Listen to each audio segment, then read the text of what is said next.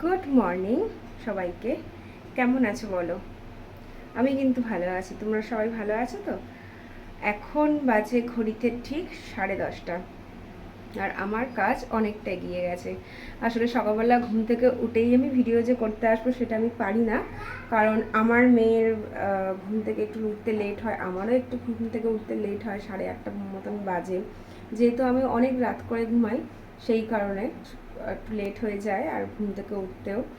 আর ঘুম থেকে উঠেই আমি আজকে যেহেতু একাদশী, শ্বশুর শাশুড়ি একাদশী করেছে, ওরা রান্না বান্না করবে না সকালের। আসলে মেয়ের জন্য সকালবেলা রান্না করে রেখে চলে যায় ওরা নিয়ে, যেহেতু কাজে যেতে হয় সেই কারণে। তো আজকে যেহেতু একাদশী আছে, ওনারা রান্না করেনি, আমি ঘুম থেকে উঠে রান্না করেছি, করে মেয়েকে খাইয়ে দিয়ে পাঠিয়ে দিয়েছে স্কুলে। আর ছোটোটাকেও ঘিয়ালি সিদ্ধ ভাত খাইয়ে দিয়েছি, বড়োটাকেও ঘিয়ালি সিদ্ধ ভাত খাইয়ে দিয়ে স্কুলে পাঠিয়ে দিয়েছি। দিয়ে এখন হচ্ছে ডাল আর আলু ভাজতে বলেছে, আর জানি না কী রান্না করব। তো এই ফাঁকে বললাম চলো তোমাদের সাথে একবার দেখা করে আসি, তারপরে এসে আমি রান্না বান্না যে কাজই বাকি থাকুক না কেন করবো। আগে আমি আমার কাজগুলো করে আসি। তোমাদের সাথে দেখা করাটা আমার কিন্তু অনেক বেশি জরুরি, সেই জন্য আমি চলে এসেছি তোমাদের সাথে দেখা করতে। তো তোমরা কেমন আছো আমাকে জানিও কিন্তু অবশ্যই। আর এখন আমি রান্না করছি আর তোমাদের সাথে গল্প করছি। সো আবার দেখা হচ্ছে নেক্সট কি আমি নিয়ে আসতে পারছি। গুড মর্নিং বন্ধুরা, তোমরা কেমন আছো বলো? আমি কিন্তু ভালো আছি। আজকের দিনটাকে গুড মর্নিং জানালাম একটু অন্যরকমভাবে, অন্যদিন টেক্সট করি, বাট আজকে কিন্তু তোমাদেরকে আমি সরাসরি বলছি গুড মর্নিং। কেমন আছো বলো তোমরা? আমি কিন্তু ভালো আছি। কি হয়েছে বলো? দুষ্টুমি করছো? ও, আমার মেয়ে দুষ্টুমি করছে, কারণ নুনের কৌটো রাখা ছিল টেবিলের ওপরে, ডাইনিং টেবিলের ওপরে। কী করেছে, টেবিলের মধ্যে আমি আরও একটা জিনিস, একটু ময়দা বার করে রেখেছিলাম, সেই ময়দাটাকে নুনের মধ্যে দিয়েছে, দিয়ে তার মধ্যে ছোটো বোতলের 1 বোতল জল পুরো ঢেলে দিয়েছে, মানে পুরোটাই নষ্ট করে ফেলেছে ও। যে ও কী ভয়ঙ্কর দুষ্টুমি করে, যদি আমি ওকে একটু না চোখে চোখে রাখি তো একদম দুষ্টুমি সব করে দেবে। আমাকে বলছে যাও এখান থেকে, যাও এখান থেকে, মানে রেগে গেছে আমি কেন বলছি। তারপরে আজকে আমার হাজব্যান্ড গিয়েছিল পিছনের দিকে ফুল তুলতে, গিয়ে দেখছে তাল গাছ থেকে 2টো তাল পেয়েছে, ভীষণ পছন্দের আমার। কিন্তু জানো তো, এখন তাল পেয়েছে ঠিক আছে, এখন তাল পাবে, কিন্তু জন্মাষ্টমী পুজো যখন করি বাড়িতে, মানে সেই সময়টায় না আর কিন্তু পাওয়া যায় না তাল।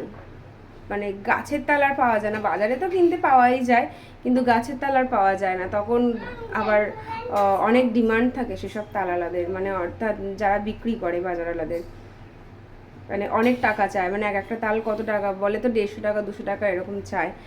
যাই হোক, আজকে বানাবো হচ্ছে তালের ফুরুলি, কিন্তু আজকে শ্বশুর শাশুড়ি একাদশী, ওরা মনে হয় না খাবে, সেই জন্য একটু দোনা মনে রয়েছি যে আজকে করবো না কালকে।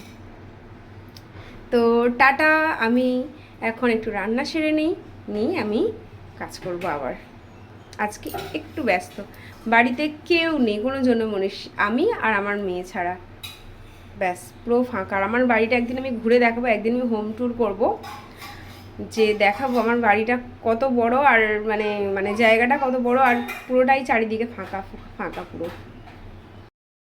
দুপুরের খাওয়া দাওয়া রেডি করে ফেলেছি, তো এখন স্নানে যেতে হবে, তার আগে ঘর মুছবো, তারপর স্নানে যাব।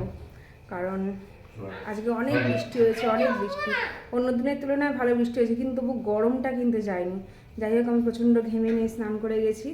বৃষ্টি হয়েছে, তার মাঝে গিয়ে তুলে এনেছি পুঁই শাক দিয়ে, কুমড়ো দিয়ে আর কি মাছের ডিম দিয়ে তরকারি করেছি, সেই জন্য পুঁই শাক তুলতে গিয়েছিলাম। তো দেখিয়ে দিই আজকে দুপুরে কি কি মেনু হয়েছে। তো চলো কি করেছি রান্না একবার দেখিয়ে দিই। এখানে রয়েছে মাছের ডিম, বেশি না, 2-3টে দিয়েছি, আর মাছের দিয়ে ঝাল, গরম গরম ভাত, ডাল, এটা চচ্চড়ি, ওই কুমড়ো আলু পুঁই শাক দিয়ে আর মাছের ডিম দিয়ে তরকারি।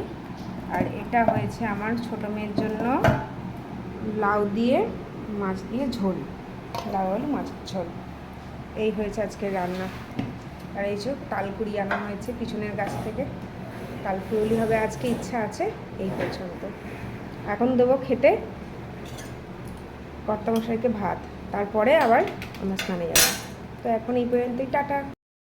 এখন বাজে রাত 10:30, এখন বৃষ্টি শুরু হয়েছে।